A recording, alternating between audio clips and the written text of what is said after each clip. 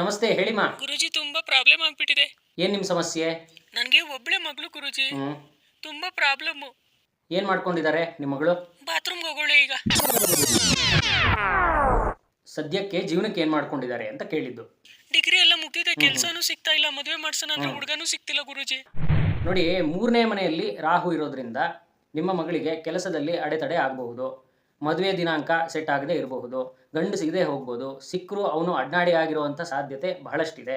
ಹಾಗಾಗಿ ರಾಹುಗೆ ಏನಾದರೂ ಒಂದು ವ್ಯವಸ್ಥೆ ನೀವು ಮಾಡಬೇಕಾಗತ್ತೆ.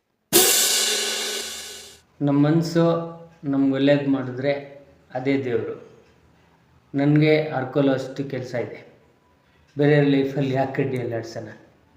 ತಾಯಿಗೆ ಕೈ ಮುಗಿಸಿ ನಿಮ್ಮ ಕೆಲಸ ನೀವು ಮಾಡಿ, ದೇವರು ಒಳ್ಳೇದು ಮಾಡ್ತಾನೆ. ಏನಂತೀರಾ? ಅಷ್ಟೇ. ದೋಷದ ಮಾಲೀಕ ರಾಹುವಲ್ಲ.